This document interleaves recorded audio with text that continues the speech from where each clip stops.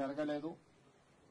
అందుకే ఈరోజు నిన్నటి నుంచి మా మంత్రులు నిరంతరం పర్యవేక్షిస్తూ సంస్థ యొక్క యజమానులతో, ప్రభుత్వ అధికారులతో, అదేవిధంగా fire department, Hydraa, disaster management, police సిబ్బంది, రెవెన్యూ సిబ్బంది అన్ని శాఖలను సమన్వయం చేసుకుంటూ అక్కడ చర్యలకు ఉపక్రమించడం జరిగింది.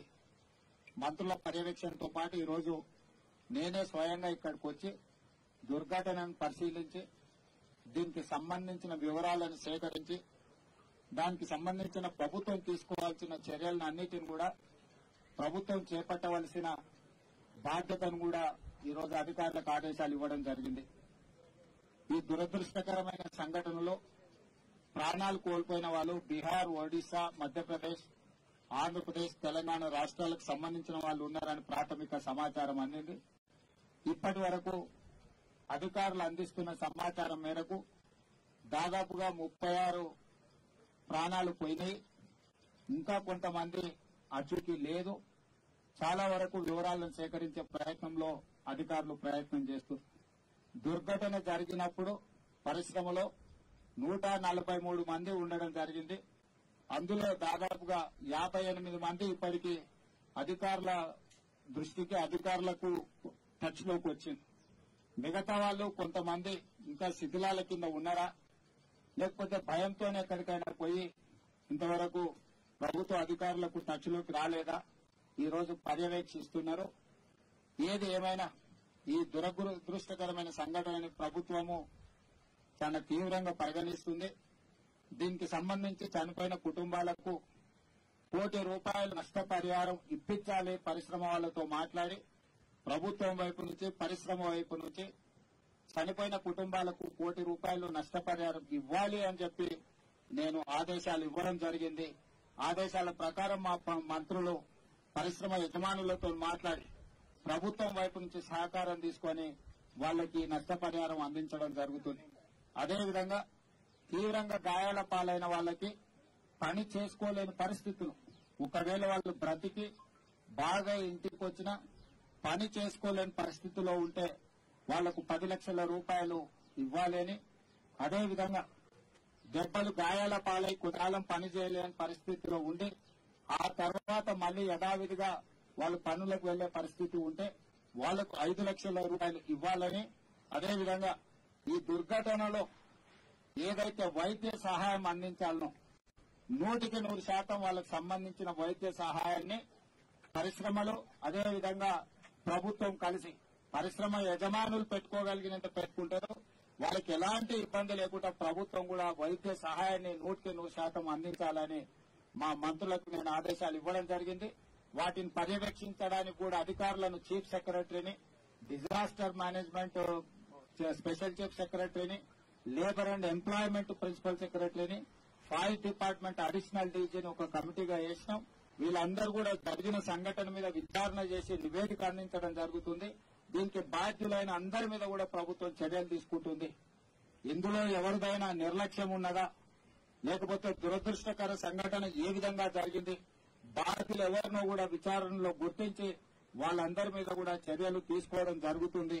ఇదే కాకుండా ఇలాంటి దుర్ఘటనలు భవిష్యత్తులో జరగకుండా ఉండాలి అని అంటే ప్రభుత్వం కూడా ఇంకా భవిష్యత్తులో పరిశ్రమలకు సూచన చేయాల్సిన అవసరం ఉన్నది.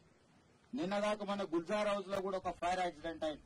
అక్కడక్కడ ఫైర్ యాక్సిడెంట్స్ అనుకోని సంఘటనలో చాలా మంది ప్రాణాలు తీసుకుంటున్నారు. కాబట్టి దీనికి సంబంధించి కూడా ప్రభుత్వం ఒక స్పష్టమైన విధానంతో పరిశ్రమలకు కూడా సరైన సూచనలు ఇచ్చే విధంగా, ఆ సూచనలు పరిశ్రమలు అమలు చేసే విధంగా కూడా ఒక వ్యవస్థను ఏర్పాటు చేయాలని ఈరోజు ప్రభుత్వం అనుకుంటుంది. వీటన్నిటికీ సంబంధించి కూడా భవిష్యత్ కార్యాచరణ ఉంటుంది.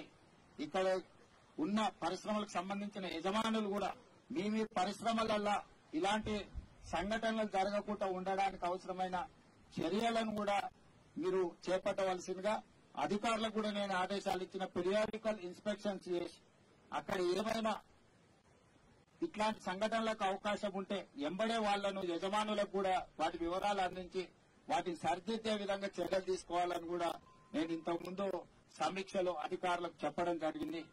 ఏది ఏమైనా చనిపోయిన కుటుంబాలను, తీవ్రంగా గాయపడ్డ కుటుంబాలను, ఇందులో గాయపడ్డ కుటుంబాలందరినీ కూడా 100% ప్రభుత్వం మానవత్వంతో ఆదుకుంటుంది. అన్ని రకాలుగా వాళ్ళకు అండగా నిలబడుతుంది. ప్రమాదంలో చనిపోయిన గాయపడ్డ వాళ్ళ పిల్లలకు చదువుకోవడానికి అవసరమైన ప్రభుత్వ రెసిడెన్షియల్ స్కూల్స్ లో అడ్మిషన్ల గురించి కూడా మాట్లాడమని నేను అధికారులకు ఆదేశాలు ఇవ్వడం జరిగింది. ఈ సంఘటనలో బాధితులు ఎవరున్నా వాళ్ళ పిల్లల చదువుల బాధ్యత కూడా రాష్ట్ర ప్రభుత్వం తీసుకోవాలనుకుంటుంది. వైద్యానికి సంబంధించి 100% సహాయం అందించాలనుకుంటుంది. అదేవిధంగా క్షతగాత్రులకు మరణించిన వాళ్ళకు కూడా నష్టపరిహారం ఇవ్వాలని కూడా ఈ రోజు ప్రభుత్వం నిర్ణయం తీసుకున్నది. బాధిత కుటుంబాలను కూడా నేను కలిసిన. దాంట్లో ఒక అమ్మాయి ప్రెగ్నెంట్, చిన్న పాప ఉంది, చిన్న బాబు ఉన్నాడు, ప్రెగ్నెంట్ ఉన్నారు. ఇట్లాంటి సంఘటనలు చాలా బాధాకరమైనవి. వాళ్ళందరికీ సరైన విధంగా ప్రభుత్వం సహాయం అందిస్తుంది.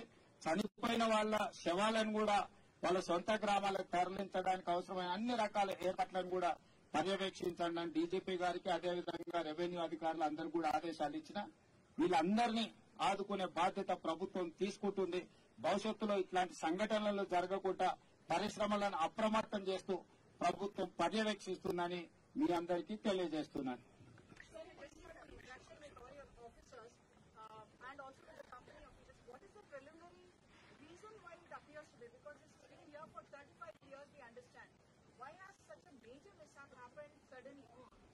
Preliminary information is there, but I cannot disclose. Why? Because the inquiry is going on. I wanted to find out all the details. Then only I can comment anything. Otherwise, if I comment something, it will take another time. So, I don't want to make any comments at this juncture. Definitely, we will see. Whatever concerns are there, whatever lapses are there, whatever regulation has to be implemented, we will examine everything. We will take a serious view on those incidents. And at the same time, I have told my people to give 1 lakh for deceased family, death family, and injured family 50,000 for immediate expenditure. Next few days, they cannot go for work or they cannot do anything. That is why I have told my people to give contingency fund from collector to these deceased families 1 lakh and 50,000. And at the same time, I have told my people 1 crore rupees for death families, 10 lakh rupees major that accident and limited whatever injuries are there for them also 5 lakh rupees, and medical thing government will take care everything. So they need not worry about their medical treatment.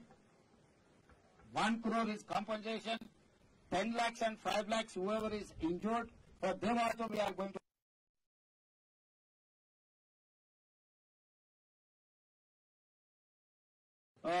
school. If they wanted to join in government residential school, I have told my people to examine all those cases individual, and we are there to provide education for their families.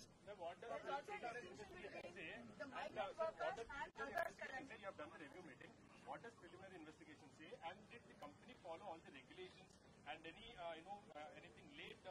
Already our director, Labour Department, Director Boilers, they have inspected, they have given certain instructions to that concern. But who is in charge? That person also has died in this accident. So we could not recover, we could not collect all those information. My team is there on the job. Definitely they will collect all those information. Then I will push you to. How many people have lost their lives, sir?